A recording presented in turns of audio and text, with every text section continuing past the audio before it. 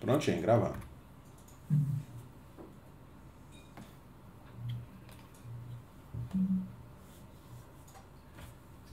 Então, boa tarde a todos, boa tarde a todas.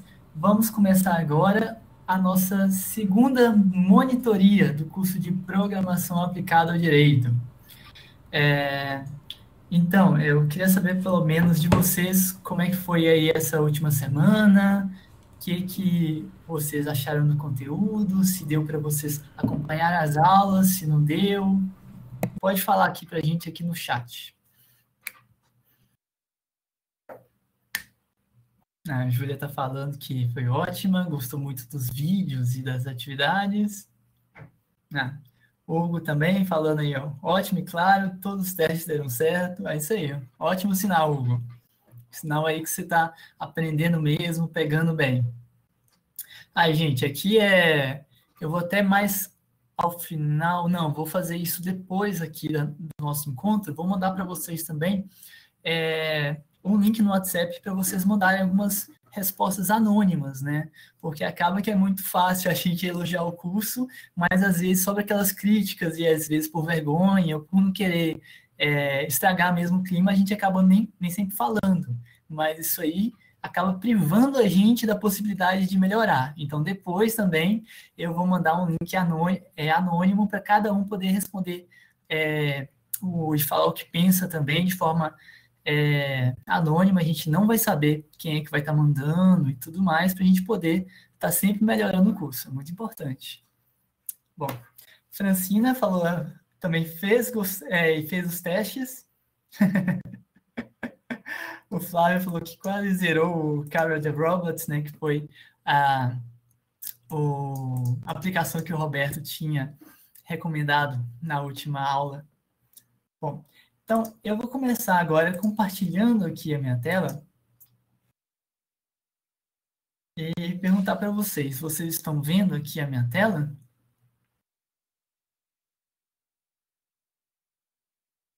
Sim, está vendo.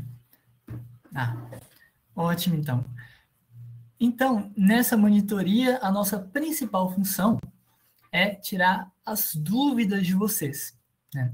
As aulas são dadas nas aberturas dos módulos e também ao longo do conteúdo assíncrono que a gente tem gravado, e a monitoria tem mais esse caráter de revisão, de melhoramento, aperfeiçoamento e tudo mais. Então, eu vou fazer uma pequena revisão, né? Na verdade, uma revisão até média, porque a gente teve muito conteúdo, vou pontuar vários pontos que a gente viu, que tem que estar fixados aí na mente de vocês, e logo depois eu vou abrir para perguntas mais amplas, mas sintam-se à vontade para também interromper, mandar mensagem aqui no chat com questões relativas àquilo que eu estiver mostrando, ok?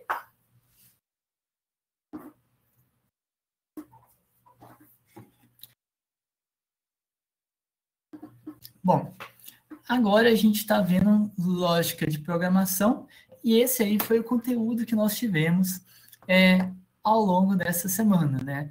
Primeiro a gente teve o módulo 3, onde a gente falou sobre as variáveis e estruturas de dados, tipos de dados, né? São duas coisas um pouquinho diferentes, mas parecidas que se entrelaçam, a gente pode ver isso aí depois.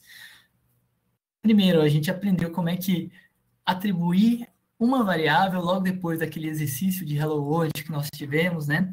O que são tipos de dados, a gente viu que cada tipo permite com que a gente faça determinadas operações. A gente conheceu mais a fundo, então, quais são os tipos, né? Os tipos primitivos, entre outros, né? String, int, float, booleano, tipos compostos, que são tipos que reúnem os primeiros. Especificamente no nosso curso, a gente tratou mais das listas, nós teríamos, por exemplo, os dicionários, entre outros. Tivemos algumas noções de operadores aritméticos para fazermos as operações, operações básicas como soma, divisão, subtração, multiplicação, e também a gente viu os operadores de exponenciação, divisão de inteiro, módulo da divisão. E também a gente viu que como não podemos fazer direto a raiz quadrada utilizando o Python não nos fornece essa possibilidade por meio de um operador, a gente viu um truquezinho para fazer isso, né? Simplesmente utilizando a matemática. Logo depois, no módulo 4, a gente aprofundou nos algoritmos e estruturas lógicas. Se na primeira parte, se no módulo 3, a gente utilizou mais o terminal, porque aí a gente teve uma resposta em tempo real daquilo que foi digitado, agora no módulo 4, em que as nossas estruturas foram ficando cada vez mais complexas, a gente passou a utilizar então o Sublime Text para criar códigos mais extensos que são executados de uma só vez. E o Sublime, a gente escrevendo tudo isso aí no editor de texto, e o Sublime é um ótimo editor de texto, porque é muito customizável, ele mostra para a gente diversas marcações, foi ideal para isso. A gente também viu um pouquinho sobre os if statements, os while loops e o for loops, terminando com o desafio de checar a paridade do número.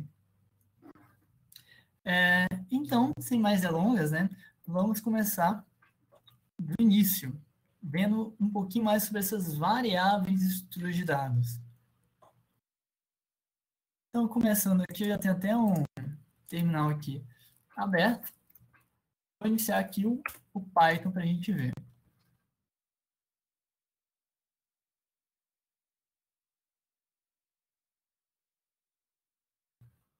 Vou ver se eu consigo aqui aumentar, dar um zoom aqui para aumentar. Aí. Isso aí.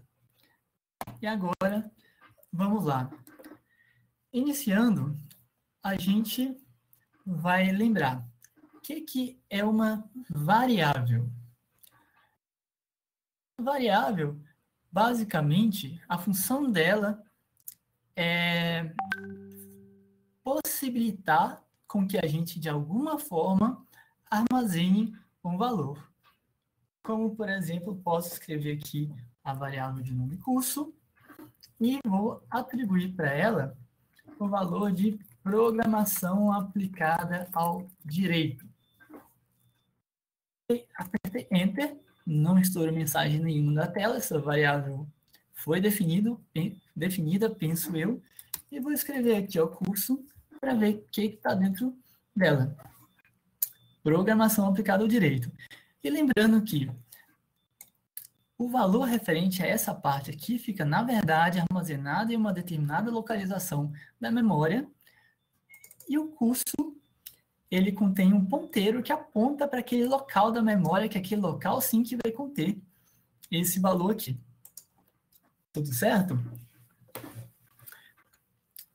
Prosseguindo um pouco, a gente também viu que as variáveis, elas contêm elas podem conter ou ser de diversos tipos.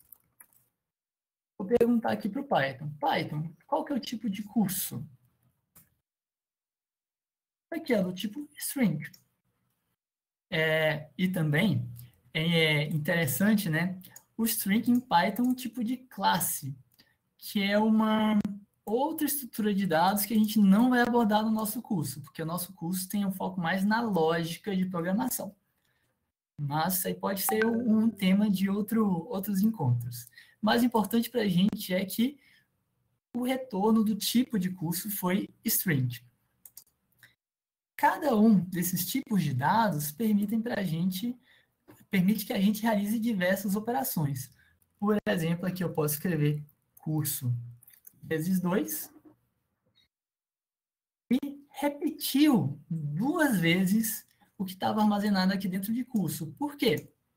Porque curso não é nenhum número, curso é uma string.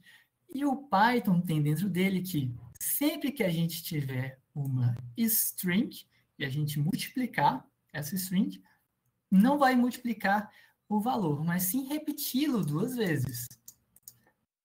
Da mesma forma, se eu escrevesse aqui turma e atribuísse 3, repare, entre parênteses, que eu estou falando que isso aqui também é uma string, é conferir aqui, ó, turma string, e fazer o turma vezes 2, simplesmente vai repetir esse número 2 vezes, porque é uma string. Então, 3, 3. Isso é totalmente diferente de eu escrever turma igual a 3. Aqui eu estou redefinindo a variável turma, que agora vai passar a ser 3. Vou conferir o tipo dessa nova variável, inteiro, né, que é um número inteiro. E agora eu vou realizar a operação anterior. Vou escrever aqui de novo, turma vezes 2, Enter, e tem aqui o meu resultado 6. E por quê? Simplesmente porque o Python conferiu, turma vezes 2, qual que é o tipo de turma? Inteiro. Então se é inteiro, eu não vou repetir o número 2 vezes. Não, eu não vou repetir o 3 2 vezes. Eu sim vou realizar uma operação, que isso aqui é uma propriedade do tipo inteiro. Assim como os outros tipos, como float, booleano, também têm as suas propriedades. Deixa eu ver se o pessoal escreveu alguma coisa aqui.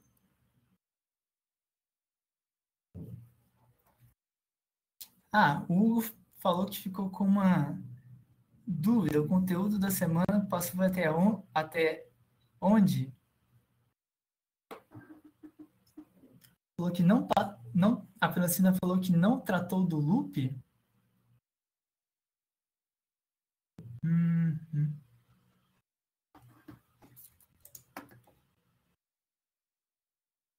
Roberto, você está aí? Sim, tô aqui sim. Eu tô vendo aqui. Deixa eu conferir o assunto aqui que foi publicado. Só um minutinho. Vou conferir e já falo. Claro. Eu falo que eu até conferi antes de abrir aqui a aula da monitoria. Na minha visualização, e tem como eu ver, como se fosse aluno, os outros conteúdos estão publicados, sim.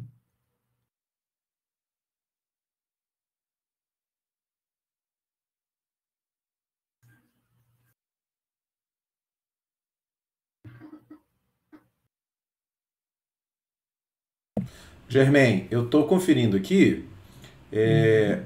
Parece o seguinte, realmente, olha, pelo que eu olhei, os subitens estavam publicados, mas o item mãe, algoritmos e estruturas lógicas, não estava. Então eu marquei aqui, deixa eu conferir na visualização do aluno aqui, ó, para ver se aparece.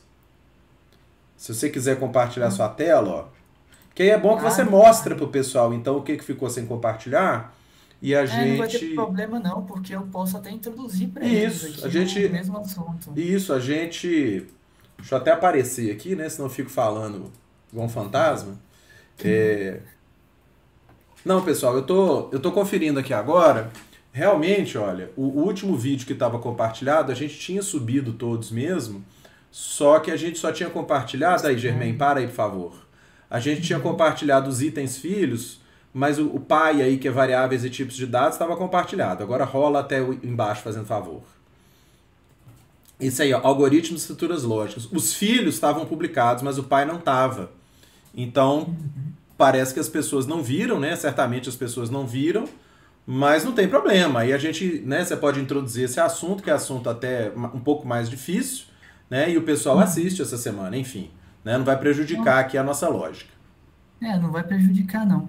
Mas eu achei estranho porque eu estou na visualização do aluno e o Canvas me mostra que vocês deveriam estar vendo. Mas, enfim, vamos lá. Seria bom, gente, até por causa dessa peça que o Canvas pregou aqui na gente, porque pra gente tá aparecendo, se vocês conseguem visualizar, por favor, vocês conseguem entrar aí agora. O Rafael tá falando que sim. Então, beleza. Então, agora, gente, realmente, até a nossa quarta-feira, até essa semana inteira, na verdade, né? Porque quarta eu vou tratar de outro assunto, que não é exatamente esse que está aqui. Vocês vão ter aí o algoritmos e estruturas lógicas, que começa com algo o quê, algoritmo algo o quê, como o Germain está mostrando aí na tela dele, e ele vai até o vídeo desafio, checando a paridade de um número. Então isso vocês têm a semana inteira para fazer, porque na semana que vem não tem um conteúdo novo, na verdade, semana que vem vai ser o projeto final já. Semana que vem, na verdade, semana que vem seria a semana mais curta, né? Agora vai ficar meio que um pouco mais nivelado, mas tá bom. Então, vamos continuar aqui com o nosso raciocínio. Bom, então, os dados, eles têm esses diversos tipos.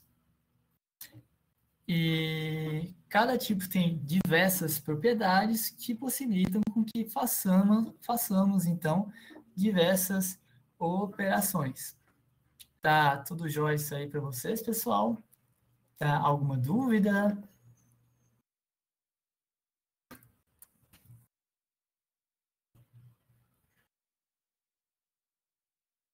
Beleza. Então, agora eu vou começar a introduzir a vocês o conteúdo novo. Bom, na programação, a gente lida muitas vezes com os conceitos de verdadeiro e os conceitos de falso. São conceitos de true e conceitos de false. Esses conceitos são, no Python, valores booleanos.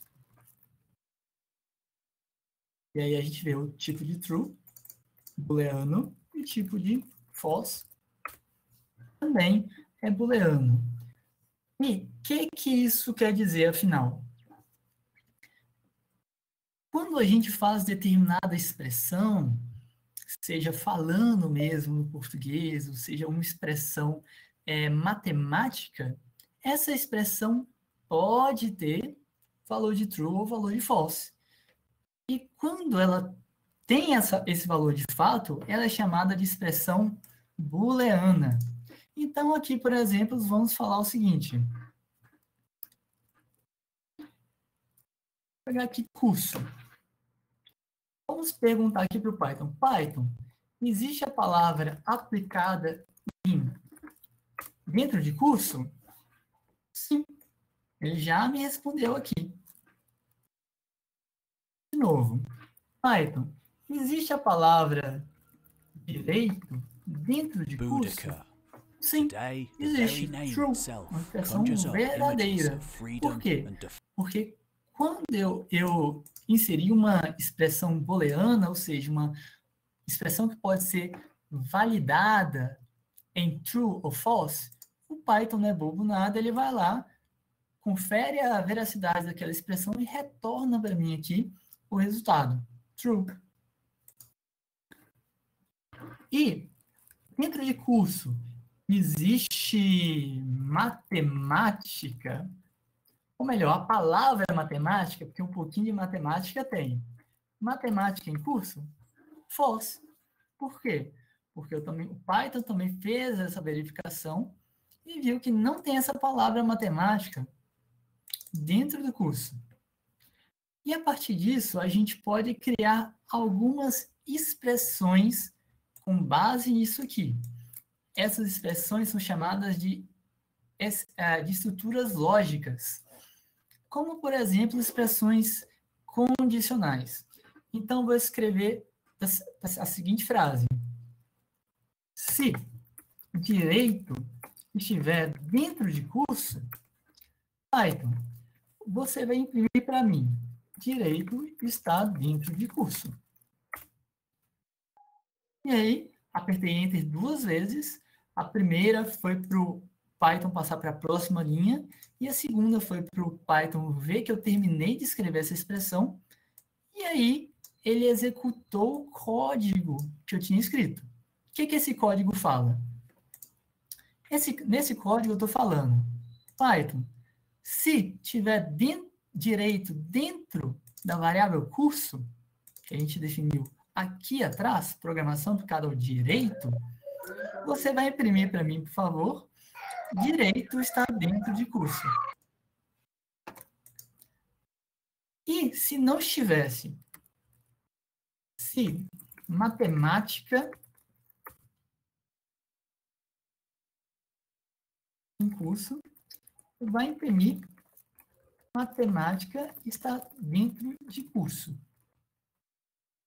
O Enter para passar para a próxima linha. Aqui eu poderia escrever outras linhas, mas não vou. Vou dar um segundo Enter para o Python executar aí. Não aconteceu nada. Como assim não aconteceu nada? Porque essa ação aqui está subordinada a essa expressão aqui de cima. E como ela não foi verdadeira, ela simplesmente não foi executada e o Python passou para a próxima linha.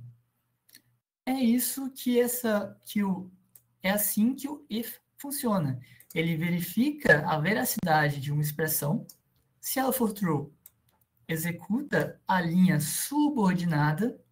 Se não, passa adiante. Ah, Germain, e como assim a linha subordinada? Não, veja bem.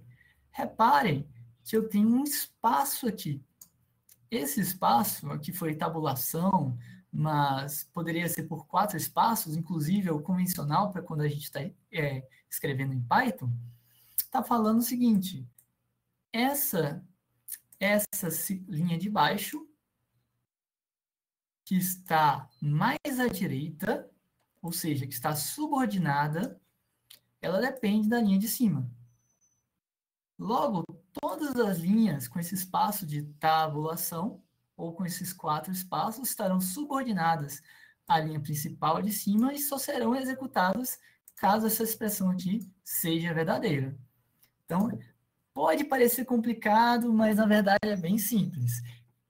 Para a gente fazer isso, a gente só precisa de entender toda essa lógica booleana que a gente viu aqui na frente, e aí é só escrever a expressão que o Python vai executar aquilo que a gente quiser.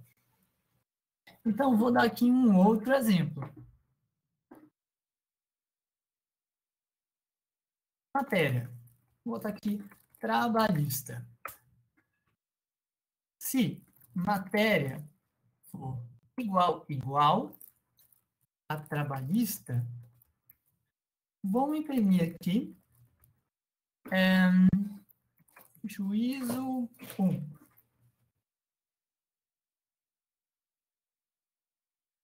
Se não, o else significa o se não, vou imprimir aqui o juízo 2.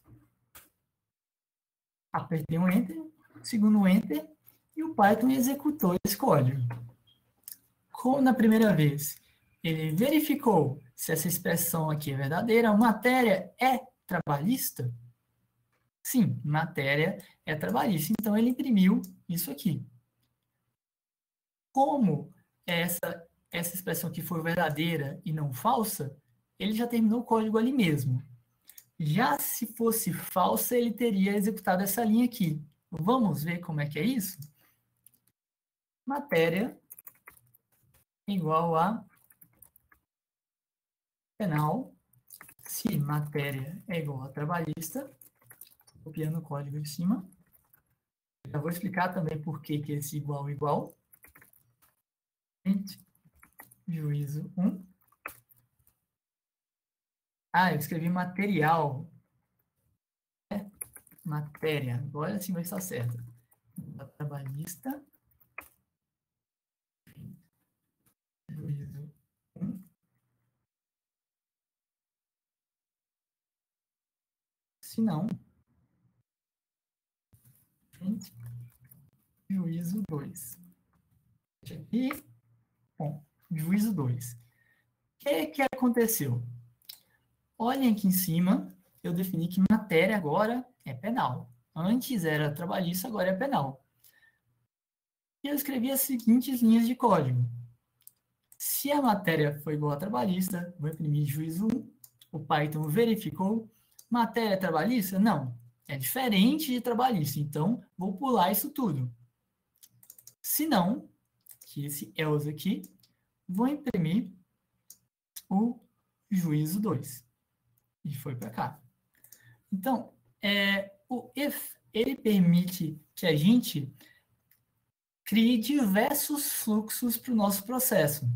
Se de início a gente fluía no sentido retilíneo, né, executando linha por linha, código por código, até o nosso algoritmo acabar, agora existem diversas realidades possíveis. Existe aqui uma realidade em que a matéria é trabalhista, existe aqui uma matéria em que ela não é, poderia existir uma terceira realidade em que ela fosse especificamente, por exemplo, mais relativa ao civil, etc, etc, etc. Então, por meio dessas expressões aqui, o if, else e o else if, que a gente já vai ver, a gente pode criar diferentes realidades e fazer com que o nosso código comporte-se de diferentes maneiras conforme a realidade apresentada, porque nada é tão simples assim, não é verdade? Bom, eu falei que eu ia falar sobre esse igual-igual.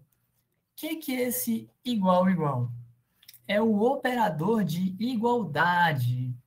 Ele verifica se o lado esquerdo é igual ao lado direito. Ele é diferente do igual quando vamos atribuir a variável. Porque, por exemplo, se eu escrever aqui matéria é igual a trabalhista, vou conferir aqui matéria e eu estou atribuindo esse valor para a variável matéria. Já se eu escrever matéria é igual a penal, vou receber uma expressão, um valor booleano como retorno. Por quê? Porque aqui eu não estou atribuindo um novo valor à matéria. Não estou atribuindo um novo valor. Aqui eu estou comparando dois valores diferentes.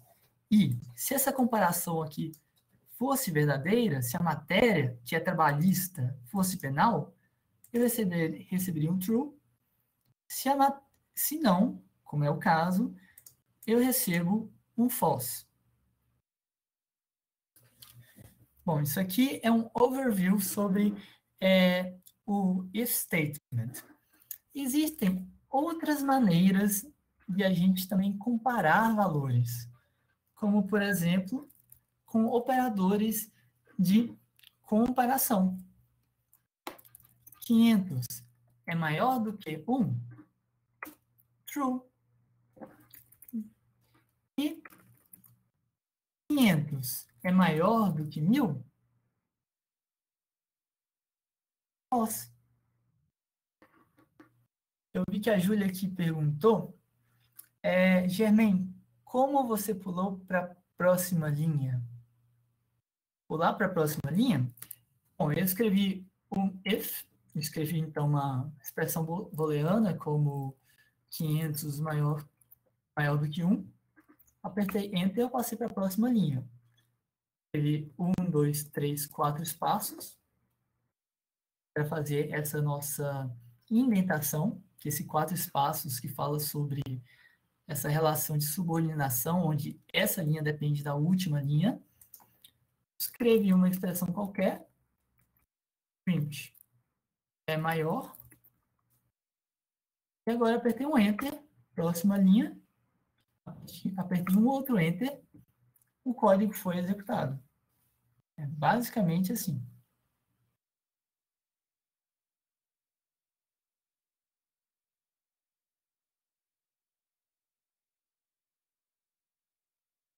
Bom, a Francina falou que sim, matemática em curso, print matemática dentro de curso. Francina, talvez o seu tenha dado erro. A Francina mostrou para a gente aqui um erro, né? File std_in. Talvez tenha esquecido os 4 espaços ou tab, a tecla tab, para fazer a tabulação. E por isso deu esse erro de indentação, que é esse indentation erro. Vou tentar reproduzir aqui.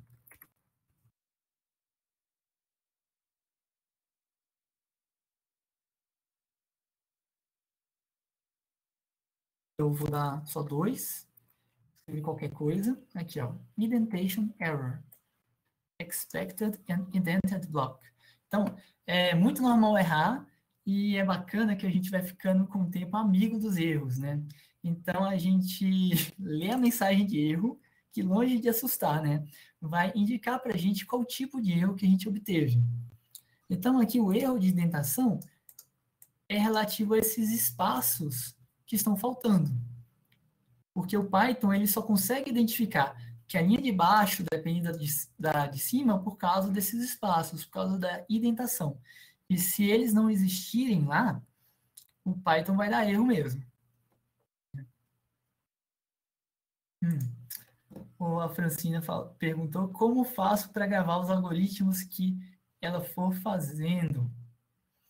Bom, para fazer isso, a gente vai salvar e executar. Eu vou mostrar para vocês agora.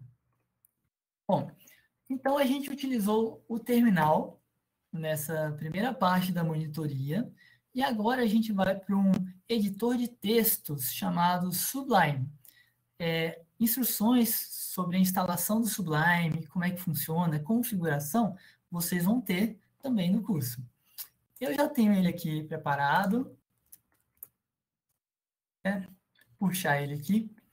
O Sublime, ele é um editor de texto como todos os outros.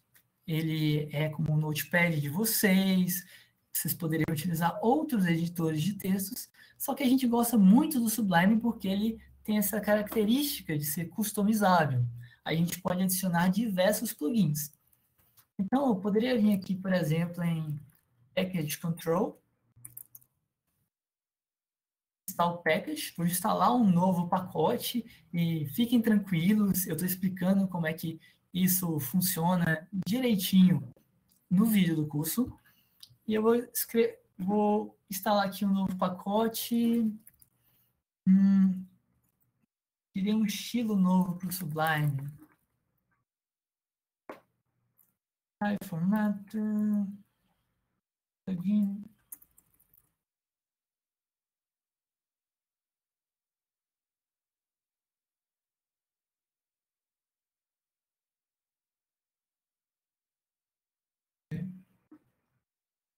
Pegar um linter para Python.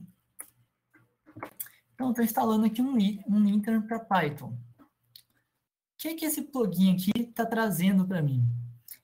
Esse linter, ele ajuda a verificar o código que eu estou instalando em Python. Então, ele poderia, por exemplo, apontar erros que eu estou fazendo antes mesmo de eu tentar executar o código. Então, com o Sublime, com editores de textos, existem uma série de outros, muito famosos também é o Visual Studio Code, existe também o Atom. Com esses editores de textos customizáveis, eu posso ter aparatos que vão facilitar a hora da programação. Se aqui no terminal, eu vou escrevendo tudo aqui de uma cor só, e vou passando de linha a linha, no Sublime, eu posso escrever aqui, ó, por exemplo, print. O Sublime já identificou que o print é uma função, e por isso colocou ele de azul. Germain. Escrevi aqui o Hello World. Germain, tá me ouvindo? Sim, pode falar. Deixa eu só interromper um minutinho para esclarecer algumas coisas, para te ajudar aí, né, para completar o que você está dizendo. É o seguinte, em relação aos editores de texto, o Germain está usando aí o Sublime, né? Como ele disse, ele tem vários plugins, vários complementos. A gente não precisa de usar esses plugins, né? Eles ajudam a gente a trabalhar com tipos diferentes de texto, né? Mas se vocês tiverem alguma dificuldade em instalar, eles não são necessários para rodar um programa em Python. Esse aí que o Germain instalou, uma das coisas que ele faz, por exemplo, é colorir, aí como vocês estão vendo, os comandos, as variáveis, né, de cores diferentes, né, para identificar aí que print que está em azul, pelo menos no do Germain, é um comando do Python, né, que Hello World que está aí em amarelo é uma literal, né, uma string e assim por diante. Normalmente, a maioria das pessoas tem o Windows, e o Windows ele já vem com um editor de texto simples que se chama Notepad. Quem não quiser usar o Sublime, eu acho o Notepad muito simples, eu acho que você vai ter dificuldade no Notepad. Então tem uma outra versão do Notepad que parece muito com ele, que se chama Notepad++, que também é simples de usar, é simples de instalar. Eu acho o Sublime mais simples que o Notepad++. Agora, é importante destacar que tem que ser um editor de puro texto. Então, os editores de texto que a gente está acostumado a trabalhar, apesar do nome, como é o Word não é, nem o Google Docs, né, enfim, ele não é um editor de puro texto. Aquilo ali é um arquivo binário, né? Ele é um arquivo compilado, vamos dizer assim, dentro da lógica que a gente já falou, embora ele não seja exatamente compilado, mas ele tem um monte de instruções para fazer outras coisas. Ele não tem só o texto. Então ele tem instrução de margem, de cabeçalho, de tipo de letra, de negrito, todas aquelas coisas que a gente faz, né, decorativas, estéticas no editor de texto. Então a gente não quer esse tipo de editor de texto. Se você fizer um programa no Word e salvar esse programa como .py, ele não vai funcionar, tá? Você precisa de um editor de puro texto, que vai gravar só o texto simples, sem essas formatações todas, que já são esses todos que o Germain aí mencionou. E aproveitando que eu interrompi aqui, Germain, o Flávio também fez uma pergunta, falando assim, é comum que as linguagens de programação diferenciem espaços e indentação? No AutoHotkey, por exemplo, a Francine não teria tido erro, porque não deu 4 espaços. Isso aí a gente comentou numa live passada, numa monitoria passada, Flávio, que é o seguinte, cada linguagem de programação, ela vai ter a sua sintaxe específica e essa sintaxe vai definir como que ela vai escrever os comandos, que tipo de coisa ela vai aceitar, como que ela vai se estruturar e tudo mais. Então, te dar um exemplo. Tem uma linguagem que não é mais usada hoje em dia, que é o antigo BASIC, que foi inclusive criado pela Microsoft. O BASIC, o que ele fazia? Para identificar as instruções, ele numerava as linhas. Então a forma que ele separava uma instrução das outras era por número. A gente começava o programa com a linha 10, a gente fazia de 10 em 10. 10, 20, 30, 40. Isso não é muito prático, né? Porque dá um dos erros que isso pode ocasionar é a gente numerar errado.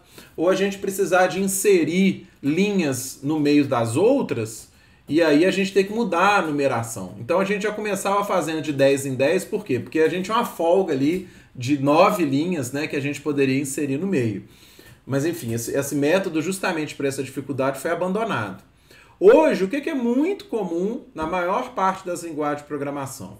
Em geral, as linguagens de programação ou organizam os seus blocos, os seus pedaços, né? Imagina um bloco de código como se fosse um parágrafo de um texto, quer dizer, um conjunto de instruções ali ou de informações que faz sentido ali nela mesma, né? Agrupada. Ou elas separam como Python, então elas separam aqui por indentação. Indentação em inglês significa esculpir. Então imagine que está esculpido, né? Se eu fizer uma margem aqui, as linhas estão esculpidas, fazendo um afundamento, né? uma indentação, né? Ou elas organizam por meio de chaves, ou organizam também por ponto e vírgula. Então, Python, como ele está todo organizado por indentação, você não precisa de usar chaves para marcar o começo e o fim do bloco de código, nem precisa de usar ponto e vírgula no final dos comandos para identificar que aquele comando acabou. Tem outras linguagens que elas vão forçar você a fazer dessa forma. Então, um monte de linguagem de programação que tem a sintaxe parecida com a sintaxe do C, então é C, C++, C Sharp, Java, JavaScript, Scala, enfim. Essas linguagens todas vão ser mais parentes desse estilo de escrita que usa chave e usa ponto e vírgula. Tá? Então, por exemplo, você está mencionando aí o exemplo do AutoHotkey. Eu não conheço a sintaxe do AutoHotkey, mas certamente ele tem regras para identificar trechos e blocos de código. Tá? Então, assim, tenham em mente que isso é da linguagem. Isso é igualzinho, pessoal, regra de pontuação. Né? Eu não faço regra de pontuação do português do jeito que eu quero. Né? Eu tenho regra. Então, parágrafo tem que ter um afastamento, travessão tem que ser usado uma fórmula, aposto tem que ser separado por vírgula, toda frase tem que terminar com ponto final, enfim. A gente tem essas regras todas e não é do jeito que eu quiser. Tá? Então aqui é a mesma coisa, eu tenho essas formas de organização de código e elas são de cada linguagem. Agora, o que é comum? Só para encerrar, eu deixo o Germain continuar. Ou o jeito que o Python faz, que é por indentação, ou essa outra forma que vai usar chaves e ponto e vírgula. Perfeito, perfeito. Então, assim, o Sublime, ele tem essa característica dele ser muito versátil.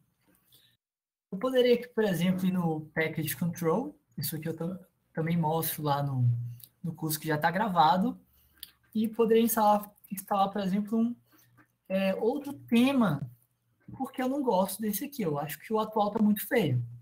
Então, eu escrevo aqui Ctrl+Shift+P, vou no controle de pacotes, tem uma opção lá de instalar pacotes. Isso aqui não é para decorar, não. Já está gravado lá, só para saber que existe.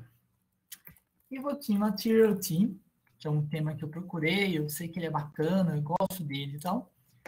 Clico aqui, ele está instalando. Aqui embaixo, não sei se está dando para vocês verem, está falando assim, Installing Package Material Theme, está instalando o pacote, tudo automaticamente. Então, ele está fazendo a requisição para o servidor, fazendo download, instalando e configurando.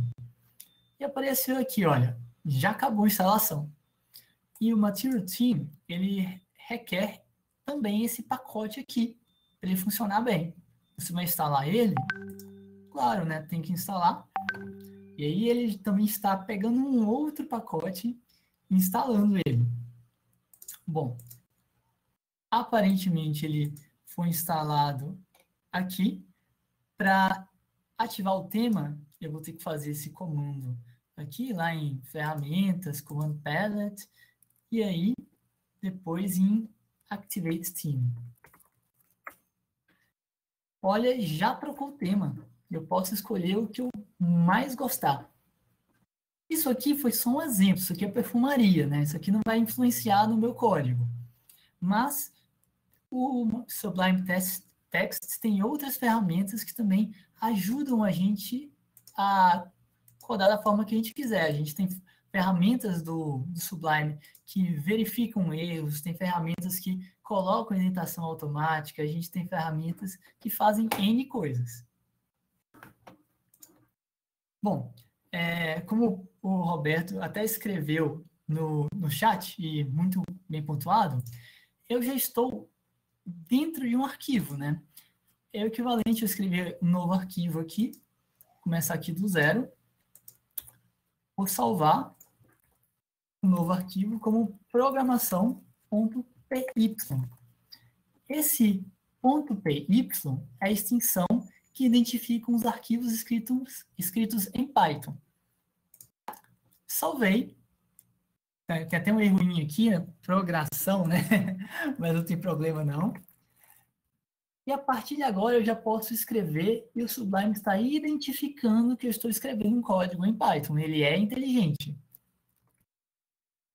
Bom, então, salvei o nosso clássico Hello World dentro aqui do arquivo. Vou abrir o terminal integrado, eu ensino vocês também como instalar no nosso vídeo. E agora, por meio desse terminal integrado, que é exatamente igual a esse aqui, né? Exatamente igual, não muda a cor, mas a funcionalidade é a mesma, eu posso executar o Python aqui também, olha, Python. Olha só, abri o Python dentro do meu Sublime. Ele está aqui rodando. Eu posso fazer as mesmas operações aqui, ó. Ah, Germain, mas para que eu vou abrir um terminal dentro do outro? Pelo seguinte, a gente está salvando, a gente está escrevendo aqui código em Python, tá? Vou escrever aqui diversas linhas. Hello World 1, Hello World 2, 3, 4, 5, 6. Salvei. E agora eu vou no meu terminal, no caso integrado, poderia ser no outro, não tem problema. Vou navegar até essa pasta aqui. A gente vai começar aqui. Eu vou em projetos, que eu sei que está lá. Programação aplicada. E vou falar agora para o nosso terminal. Terminal, utilize o Python para executar o arquivo de nome prograscal.py, com erro. Olha, tudo foi executado, todas as linhas foram executadas. E faz sentido, não faz? Porque para bem para pensar, Você acha que uma equipe toda de desenvolvedor vai escrever código linha a linha para ser só executado uma vez e depois ir embora, como a gente estava fazendo antes? Não, a gente quer algoritmos que estejam executando de forma rápida, de forma eficiente e que estejam executando no tempo que é para ser executado, não só uma vez e acabou. E então, com essa funcionalidade aqui, salvando o nosso código em um arquivo específico e executando pelo terminal, a gente pode trabalhar com códigos mais completos e fazer isso tudo de uma só vez. Então, o if que a gente viu anteriormente, vamos pensar aqui no exemplo dia da semana, é igual a segunda. Se dia da semana for igual a segunda, a gente vai imprimir monitoria de um elemento novo. Se o dia da semana for quarta, vou imprimir aula de abertura. A gente vai abrir a semana. Caso contrário, vou imprimir ver vídeos gravados. Então, eu já tenho um algoritmo aqui salvo, que está programado para executar diversas funções a depender do dia da semana. Eu já volto no else if. Salvei aqui, vou para o nosso terminal e vou falar assim, Python, você já está na pasta adequada, não está? Projects, programação aplicada, programação aplicada. Você já está dentro dessa pasta aqui. E agora, o Python, execute para a gente o nosso arquivo programação. Executei. O Python definiu o dia da semana, foi para a próxima linha e fez esse cheque de realidade. O dia da semana é segunda? Sim. E aí ele já imprimiu a monitoria. E olha que bacana, eu posso mudar a variável original. Vamos colocar aqui quarta. Eu vou executar o nosso código de novo. Aula de abertura. E agora eu vou colocar aqui o sábado, que a gente tem mais tempo para ver os vídeos, né? Vou executar aqui de novo. Ver vídeos gravados. Olha que bacana. É assim que a lógica de programação funciona. Mas não acaba aí, não. A gente ainda vai ver dois elementozinhos para fechar com chave de ouro essa parte aqui de lógica de programação. Além dos if statements, a gente tem também chamado o loop while. E como assim um loop, né? Um giro, um laço. Pensa em repetição. Vai ficar mais claro agora. Um clássico exemplo é botar um contador. O contador começa no 0, enquanto o contador for menor do que 5, vou imprimir, então, o contador. E vou adicionar mais um ao valor original. Calma que vai ficar mais claro. Vou salvar aqui. Vou executar o nosso código. Olha só. Para ficar mais visível ainda, eu vou imprimir, na verdade, não a string contador.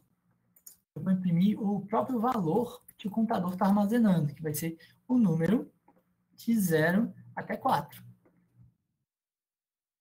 O que aconteceu aqui? Vamos passo a passo. Primeiro eu falei assim, Python, defina para a gente aqui um contador que vai ter o valor 0. Foi isso que ele fez. Então, contador tem 0. Enquanto o contador for menor do que 5, então, não importa se ele for menor do que 5 uma vez, 2 vezes, 5 vezes, 1 milhão de vezes, não importa. Enquanto o contador for menor do que 5, você vai imprimir o valor que o contador está armazenando e vai adicionar mais um a esse valor. Isso aqui é equivalente a fazer o contador igual a contador mais 1. Ou seja, eu estou redefinindo esse valor, pegando o valor anterior e somando mais 1.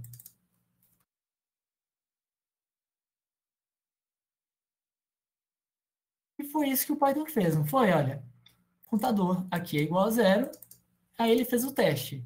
O contador é menor do que 5? Sim, 0 é menor do que 5. Então, vou executar essas linhas que estão subordinadas. Essa aqui de cima. Primeira linha, imprimir contador. Ele imprimiu aqui, ó, 0. Segundo, adicionar mais 1 ao valor de contador. 0 mais 1, 1. Chegou no final, vamos repetir, porque isso aqui é um loop, é um laço, né? Estamos repetindo. Contador é menor do que 5, agora o valor de contador não é mais 0, é 1. 1 é menor do que 5, beleza. Imprimir valor de contador 1, foi impresso, mais 1. 1 mais 1 igual a 2. Valor de contador 2 é menor do que 5? Sim. E ele foi chegando, ele foi repetindo essas operações até chegar no valor 4. No 4, aconteceu o seguinte: 4 é menor do que 5? Sim, é menor do que 5. Imprimir contador. 4. 4 mais 1, 5. 5 é menor do que 5? Não. Então, essa linha não vai ser executada. E o Python passa para a próxima linha. Como aqui ela não existe, terminou a execução do nosso programa. Mas se tivesse aqui, ó, print, terminou, olha o resultado. 0, 1, 2, 3, 4, terminou.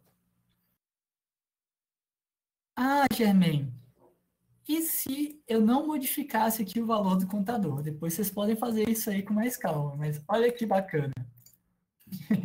Espero que não trave demais o computador. Vamos lá. Vou imprimindo 1 milhão de vezes. O computador é muito rápido, não dá para seguir um monte de vezes que ele imprimiu o valor de contador. Por quê? Porque antes tinha um operador de adição que alterava o valor de contador para fazer com que o Python saísse desse loop. Só que quando eu tirei essa cláusula de barramento, vamos chamar assim por agora, o Python ele nunca iria ter saído desse loop. E ele estaria repetindo essas operações infinitas vezes até o computador travar ou até alguém sair de forma abrupta desse programa que eu fiz aqui apertando a tecla Ctrl+C. Né? Ctrl+C normalmente para copiar, no terminal Ctrl+C é para interromper a execução. Para copiar no terminal você tem que escrever então Shift ou Ctrl+Shift+C. Via de regra é assim. Então, cuidado quando vocês forem escrever o while loop para o computador de vocês não travar. Já travei o meu, sei lá, dezenas de vezes fazendo experimentos assim. É até divertido. Bom, e agora, depois que a gente viu aqui o contador, o while loop, ele tem os usos deles, que é muito interessante. Por exemplo, na criação de validadores, por exemplo, nome da parte é igual a João da Silva. Ou melhor, input, digite o nome da parte, enquanto o nome da parte for diferente de João da Silva,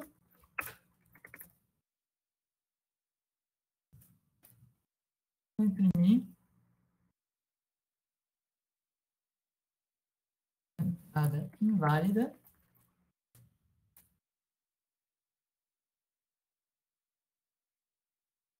Vou repetir aqui essa operação. Estou criando aqui uma espécie de validador que só vai me deixar entrar uma informação com determinada forma. Eu vou passar isso aqui rapidinho e a gente vai ver com mais profundidade ao longo das aulas gravadas. Então, a função input, ela chama o usuário para participar do processo, porque até agora a gente sempre teve códigos que foram executados, pronto, acabou. Agora não, a gente está chamando o usuário para participar do processo. E aí, o Python imprime uma mensagem, digite o nome da parte. E eu vou digitar, então, Carlos. Entrada inválida. Por quê? Porque eu não digitei João da Silva, que foi a nossa regra de validação. E já, se eu tivesse digitado, vamos lá, eu poderia ter digitado diversas outras coisas, como Rodolfo, Mariana, Carlos, Carlos já foi, né? Kaique, etc. E quando eu digito João da Silva, o Python ele sai desse loop. Por quê? Esse loop aqui, ele está garantindo a formatação dos meus dados. Isso aí vai ser muito importante para a gente ao longo do nosso projeto final. E aí cai a nossa ficha. Quando a gente vê aqueles formulários da internet que não deixam a gente passar para a fase seguinte, antes de ter escrito uma informação de forma válida, eles são, em essência, um tipo de while loop, né? A implementação deles provavelmente se deu de outra forma, mas a essência deles é essa validação aqui do while loop. Bom, para finalizar, a gente vai aprender bem rapidinho o for e vamos abrir para perguntas, que a nossa hora já está dando, né? Então, quando a gente pode ter uma lista contendo diversos elementos. Por meio dessa notação aqui, a gente tem abre colchetes, abre chaves, não, abre colchetes, fecha colchetes e diversos elementos. Elemento 1, elemento 2, elemento 3 e assim por diante. E a nossa última estrutura, que é o for loop, ele permite com que a gente itere sobre os elementos da lista. Ou seja, ele permite que a gente execute uma operação diante de cada um desses elementos em separado. Por exemplo, para cada elemento na variável de nome lista, imprima para a gente Python, o nome do elemento,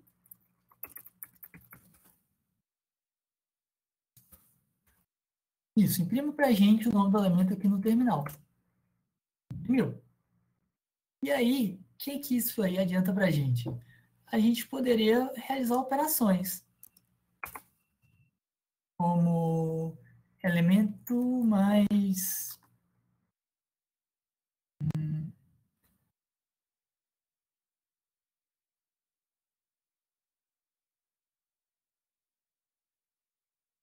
index mais elemento. Então aqui foi uma operação bem simples de concatenação de strings, né? Eu adicionei o index e repeti o elemento. Eu poderia contar, por exemplo, os elementos. Para cada um desses elementos, eu vou adicionar mais um ao meu contador. Eu vou imprimir o valor do contador. Eu poderia pegar esse contador e colocá-lo antes do elemento, como, por exemplo, vou imprimir aqui o contador mais meu elemento. Aqui, ó, teve um erro, eu fui o culpado, que eu estou tentando concatenar valores de tipos diferentes, mas agora vamos lá. Está funcionando? 1, 2, 3, 1, 2, 3. O 1, 2, 3 da esquerda foi o 1, 2, 3 que eu defini aqui dentro. E aí eu faço operações com diversos elementos da lista. Enfim, isso aqui abre uma série de possibilidades. E agora, trazendo um pouquinho para o direito, que não pode deixar de lado também, né? Imagina que a gente tem ali uma lista com 50 mil processos que estão no STF, a gente quer analisá-los, né? Para cada um desses processos, a gente vai utilizar um algoritmo de machine learning para identificar o tipo de processo e classificar, jogar no nosso banco de dados para depois analisar com mais calma e ver qual o tipo de processo mais presente no STF, quais são os argumentos que dão mais chances de ganho e de êxito, etc. Então, basicamente foi esse aí um resumo do conteúdo que vocês vão aprofundar ao longo dessa semana. E eu vou abrir agora também para algumas outras dúvidas, né? Bom, a Francina teve um erro aqui da Francina, entrar em ordem. Não da parte do punch. Então, parece que você está usando ponto e vírgula, Francina, mas o while você coloca 2 pontos ao final. Bom, é isso. E aí, pessoal, vocês têm mais alguma dúvida? A Francina já está programando mesmo, né? Animada. Enquanto o pessoal não escreve as dúvidas, Germain, só lembrando também o seguinte, que aquelas plataformas que eu apresentei na semana passada, o Blockly, o Blockly, né, dá para fazer, o Scratch dá para fazer também, no Carel também dá para fazer, vocês conseguem fazer essas estruturas lógicas, estruturas de repetição. Então, se alguém estiver achando assim, o Python um pouco mais estranho, né, ou um pouco mais seco, porque ele é puro texto, se quiser também tentar nas outras plataformas e depois tentar fazer no Python, beleza, pode, é um caminho também, porque o que importa aqui não é tanto a sintaxe, tem que saber a sintaxe, mas é mais, no primeiro momento, entender justamente a lógica de programação. Porque, igual a gente já falou, o Roberto principalmente falou na última aula, né? A sintaxe muda de linguagem para linguagem, a lógica não, a lógica permanece sempre a mesma. É a mesma coisa. A Júlia está perguntando aqui, ó, é possível atribuir uma lista de características aos itens de uma lista? Como tags para que seja possível pesquisar por elas depois? Sim. Só que aí não chama lista mais, chama dicionário. É uma outra estrutura de dados que várias linguagens de programação têm, e em Python ela se chama dicionário. Uma lista em Python, ela é uma lista de itens identificadas por um índice, como vocês viram aqui hoje. Ou seja, ela vai de 0, 1 até n, né? Vai contando de 1 em 1, começando com 0. Lembrando que sempre começa com 0. E se você quiser uma lista que é identificada por o que se chama chave-valor, né? A gente cria uma estrutura que é um dicionário, que ela é um pouquinho diferente da lista. Ô, Germain, você puder escrever um dicionário aí só para mostrar a carinha dele? Então, dá uma ideia de um tema bacana aí para fazer. Coloca aí, sei lá, nome e um número. Então vamos supor que eu vou fazer um dicionário de pessoas, né? Aí eu vou colocar assim, Roberto, 2 pontos, 42. Germain, 2 pontos.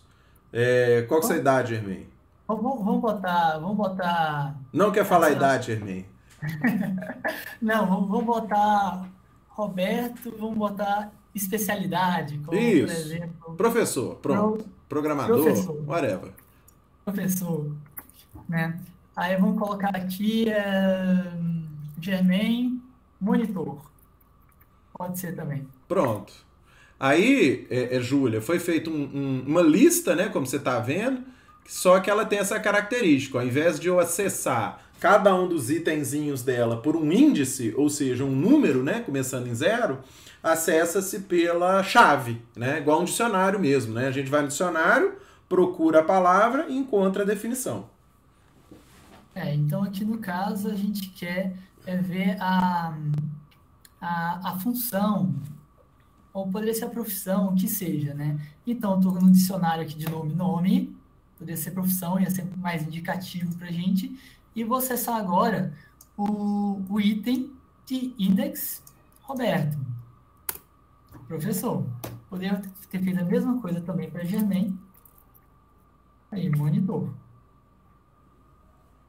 Então, basicamente é isso. E tem como criar também listas de dicionários, colocar dicionários dentro de dicionários, e aí a gente vai criar uma estrutura bem mais complexa.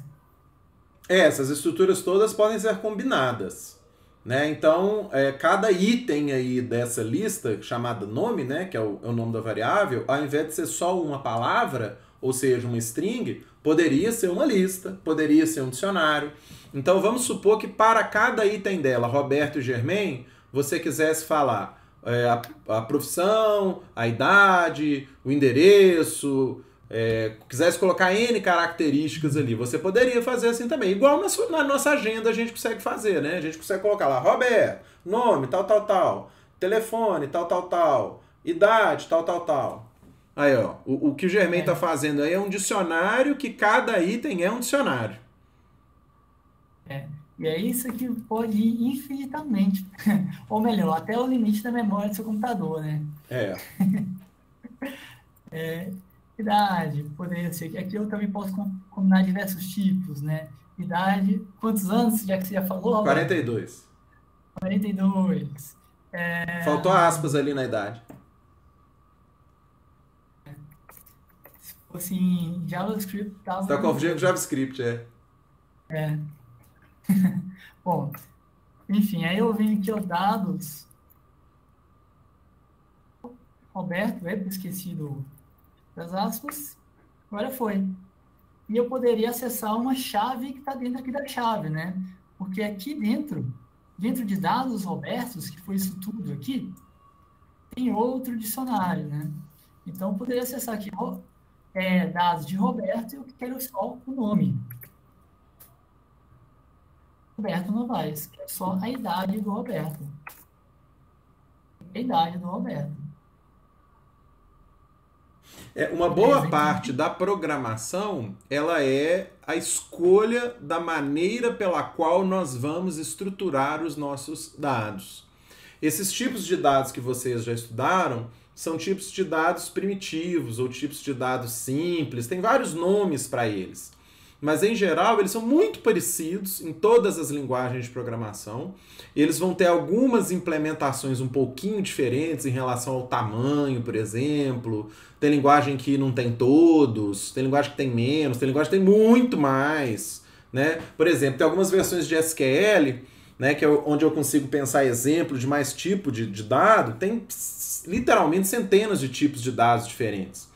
Né? Mas aqui nós estamos vendo um subconjunto relativamente simples de tipos de dados e eles vão ser assim, um caractere, um pequeno texto, um inteiro, um número que é chamado de ponto flutuante, né? Que é o número que tem uma parte inteira e uma parte decimal. Esse valor aí que é um valor booleano, que a gente faz conta com verdadeiro e falso. Quer dizer, são os tipos de dados que tem um valor só, vamos pensar assim. Agora, a gente lida com tipos de dados bem mais complexos, com vários e vários valores. Né? Então pensa bem uma planilha do Excel, né? Ou uma tabela de um banco de dados. Ela tem várias colunas com vários registros e se a gente fosse tratar desses dados usando variáveis simples, ia ser muito trabalhoso. Então você consegue construir variáveis mais complexas, por exemplo, para representar uma tabela. Né? Uma tabela de processos, uma tabela de vendas, uma tabela de estoque, uma tabela de endereço. Vamos pensar uma outra estrutura aqui só para ficar em mais um exemplo. Imagina eu representar a minha rede de relacionamentos ou pessoais ou numa rede social. Quer dizer, eu vou ter vários nós que estão interligando, né? Eu tenho um amigo, aquele amigo tem outro amigo, tem um amigo que é mais amigo, então o vértice ele é mais grosso, né? E assim vai. Então, aí eu tenho um outro tipo de estrutura de dados que se chama grafo, por exemplo, que é mais adequado para representar isso aí, né? Que é uma rede mesmo, né? Uma teia de aranha, assim. E assim por diante. A primeira matéria que a gente estuda na faculdade de programação se chama AEDES, que é Algoritmos e Estruturas de Dados. Aí o Germain está mostrando um grafo aí, ó. Imagina que isso aí pode ser, por exemplo, a representação de uma rede social, como pode ser, igual que tem mostrado aí nessas investigações aí do MP, né, quando eles querem pegar lá quando eles querem demonstrar uma rede de corrupção, né, mostra, né, quem que tá ligado a quem que emprestou dinheiro para quem que é o laranja de quem, enfim. Isso é muito bom para demonstrar relacionamentos, como pode ser, por exemplo, a rota de um caminhão, né? Então o caminhão passou por um lugar, entregou uma coisa, depois foi para outro, entregou duas coisas, depois foi para outro, não entregou nada, quer dizer, ele foi abastecer e assim por diante. Beleza. A Francina perguntou como eu faço para pegar dados externos, por exemplo, no site do STF, STJ. Você quer responder essa? Eu tenho uma coisinha para mostrar. Enquanto eu vou acertando aqui, você responde, Roberto. Olha, Francine, existem várias formas de a gente fazer isso, tá? O ideal é que esses tribunais, foi até o tema do trabalho de conclusão de curso do Germain, né, que eu fui orientador, tive o prazer de ser orientador, que é os dados estarem ou não disponíveis. Então, o STF ele tem muitos dados que estão disponíveis de uma forma legível por computador, né, que estão mais organizados. O ideal é que a gente tivesse o que se chama API, que é o quê? É uma forma, é uma tomada, é uma tomadinha que o nosso computador ia conseguir se encaixar nela e pegar aqueles dados ali, e puxar aqueles dados ali. Infelizmente, isso não existe no Brasil. Existe só para os órgãos públicos. Tá? Mas para quem é de fora do setor público, um advogado, por exemplo, ele não pode plugar um programa lá no tribunal, né, no TJ de Minas, por exemplo, e puxar os dados. Ele não consegue fazer isso. Então, por exemplo, no Uruguai a gente consegue. Né? O Uruguai tem um judiciário infinitamente menor do que o brasileiro, mas a gente consegue fazer isso, por exemplo. Então, uma forma que se recorre para isso ser feito é o que se chama raspagem de dados, que é uma tradução literal do inglês, scraping, né? Que é uma pazinha mesmo raspando os dados. Então, o que a gente programa? Você programa um robô, né, que vai simular a ação do ser humano e vai entrar ali naquelas páginas, né, vai simular o navegador funcionando e vai entrar ali naquelas páginas e vai puxar os dados mesmo e vai tratar aquelas informações. Mas, infelizmente, um plug aberto e disponível para a gente fazer esse acesso, ele não existe. Ainda não existe. O ideal seria realmente por API ou alguma interface assim, como o Roberto falou. Mas até lá tem um web scraping. Eu tenho aqui um exemplozinho. Espero que eu não passe vergonha que não deu certo, né? Porque às vezes tem disso. Tem sempre emoção, né, Germain? Hoje, Bom, que isso aqui está fazendo? Isso aqui está saindo um pouquinho do nosso tema. Eu sei que o pessoal tem compromisso aí e tudo mais. Eu não quero segurar ninguém aqui muito, não. Mas, enfim, isso aqui foi um web scraper para uma página do TED que eu fiz. Isso aqui foi parte de uma maratona da IBM. Então, qual que era o desafio? O desafio é a gente pegar diversas dessas páginas. O TED, eu imagino que vocês conheçam, né? É uma empresa que promove diversas ideias, eles têm uns talks muito bacanas, curtos, objetivos, sempre jogando um tema de uma forma bem bacana. E no site deles tem, além dos próprios talks, tem a descrição dos talks, e aqui em Transcripts tem a transcrição de tudo que foi dito. Isso aqui eu estou mostrando para mas tem N talks lá. E aí, qual que é o desafio da IBM? Eu pegar os dados desses sites para depois alimentar o que era mesmo? Era um robô, um assistente virtual que sugeria vídeos, né? Então, eu fiz esse programinha aqui utilizando uma outra linguagem Não, foi em Python mesmo. Achei que fosse em JavaScript. Foi em Python mesmo, que ele acessou diversos sites. Vocês conseguem ver aqui, ó. Diversos sites. Tá numa lista, poderia ter sido de outra forma, mas eu escolhi selecionar os sites que eu vou pegar para pegar os dados deles. Quais dados? O título, o tipo, isso aqui é de um outro site, mas enfim, no TED vai ser vídeo, a URL que eu estou utilizando e o body, que seria, no caso, o transcript, né? Aí eu vou executar da mesma forma que eu mostrei para vocês. Python, escrevendo aqui o web scraper, está executando, está fazendo nas requests, estou printando tudo aqui, e olha só, já tem o quê? Sei lá, uns 80, 100, poderia ser muito mais. Bom, vou pegar alguma coisa aqui mais ou menos aleatória. O coronavírus. Isso aqui foi um artigo, não foi do TED, não, porque era um do TED. Aqui, ó, isso aqui foi um vídeo. E se a impressão 3D fosse 100 vezes mais rápida? O que é esse negócio estranho aqui? É equivalente ao A com acento, aqui é o A com tio, né? São formas do computador entender aquilo ali. Bom, e aí os dados do vídeo são esses aqui, ó. O título é esse aqui, o tipo vídeo URL. Se eu entrar na URL, vai estar lá. E todo o texto que eu mostrei para vocês. A gente pode até conferir aqui, olha. Abrindo outra aba, e se a impressão 3D fosse 100 vezes mais rápida, está aqui no transcript, estou emocionado por estar aqui essa noite, blá, blá, blá. Estou emocionado, ó, graças a Deus deu certo, né? Bom, mas é basicamente dessa forma que a gente pode acessar os dados do judiciário e pegar. Aqui teve uma estruturação mínima, mas quem quer trabalhar com análise de dados vai ter que melhorar isso aqui, né? Saber separar as frases, identificar contextos, fazer 1 milhão de coisas aqui que esse algoritmo não dá conta.